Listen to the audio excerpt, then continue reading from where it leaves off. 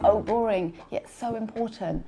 How am I going to make these two pieces of paper say how amazing I am? I went to see some top employers to get their thoughts. There are several things we're looking for in a good CV.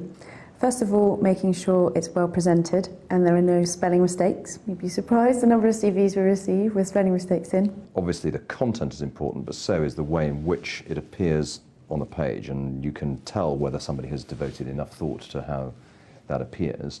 Just the basics, because if you see a CV with a spelling mistake or a poor format, you just don't even continue looking at it in many industries. So make sure it looks right, get someone else to check it. Okay, so spelling and formatting. But what should I put in it? You want to be able to look at a CV and get a picture of what that person's qualifications, what their experience and what their skills are. Without going into too much detail, you don't really want to wade through lots of detail because that's what the interview is about. Less is more to a certain extent. If you think about the people actually receiving all the CVs and covering letters, lots to get through.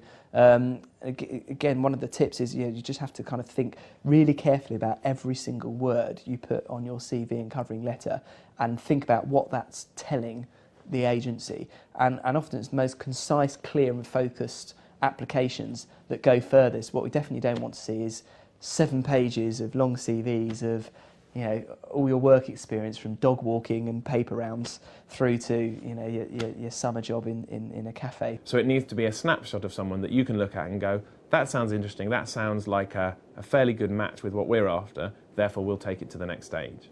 I would recommend that people be honest about the skills that they don't have and be honest about those that they do. And when highlighting the skills that they don't have, explain why they might not be on their resume right now, but that they actually want to learn them and that they see that the role that they're applying for is actually a great opportunity for them to learn with the organisation. I get so many CVs sent to me where you can blatantly tell that this person can't possibly have had the experience that they put on their CV. I'd rather someone be honest. So take off that MD role. But if I don't big up my experience, how am I going to make people sit up and take notice of me? A good CV is a CV that also gives an idea of somebody's personality. Think about the thing that makes you different to the 2,000 other bits of paper that are going to hit our desks. What's going to make us kind of sit up and look at your application? One thing. But it's generally just the way the application is phrased that makes you stand out from other applicants.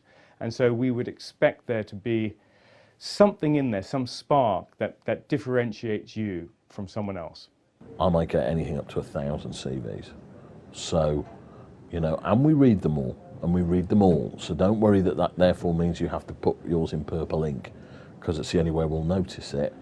It isn't, but remember, you've got 1,000 of them, and if it is just a kind of regurgitation of everything you've done at school since you were 11, fine, but I've got no sense of you, so I will probably move it away for somebody who seems more interesting. Just to show that they're a well-rounded person and they have extracurricular activities on there. They might be interested in sport or cinema or travelling or something like that. That's quite important as well.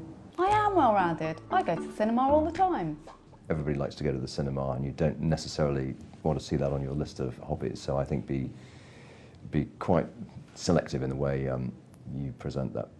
Incidentally, we try not to use the word hobbies. Oh, why is that? It does have connotations to things which could be slightly obsessive-compulsive. Things like train spotting and stamp collecting, that sort of thing. So I try to steer away. Hobbies. Well, there's nothing wrong with them. The thing is, do you want them in your CV? I know what's going to make me stand out. Don't be frivolous.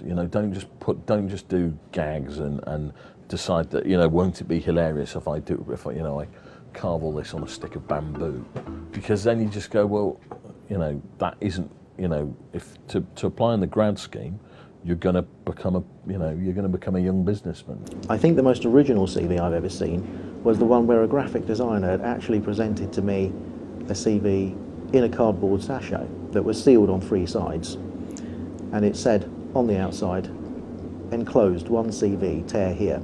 And you literally had to tear the sachet and open it and get the CV out. That would certainly stick in your mind. Always be careful about just doing something because it's all about impact. It's not all about impact. It's Because sometimes you can go, yep, I've noticed that, and I just think it's terrible, and push it away.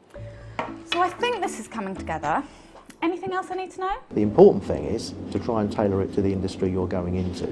So, for example, if you were going to go into law, you'd probably need to be quite detail-oriented and analytical. If you were going to go into engineering, you might need to be a good problem solver. That's the kind of thing I'm talking about. So it's about identifying the skills that that particular job requires, and then trying to ensure that I represent that I've got those in my CV. That's right, somewhere. and try and tailor it to the industry you're going into and the specific role. The other thing to say is that while CVs go with the format, they normally go out with a covering letter, and you need to give some sensible thought to that, and perhaps you can get a little bit more differentiation of yourself into that more easily than into the CV itself. Now, the standard of accompanying letters is phenomenally poor, and that creates quite an easy way to kind of shake down most people's CVs, you know. I don't necessarily want anything that's too quirky or too off the wall, but I'm just looking for a letter that brings that person to life in a bit more detail and really gives me a feel for the way they would be in the role. Got it. The basics are covered, it's not an essay, it's oozing personality, paper not bamboo, and a covering letter. This is bound to get me through the front door.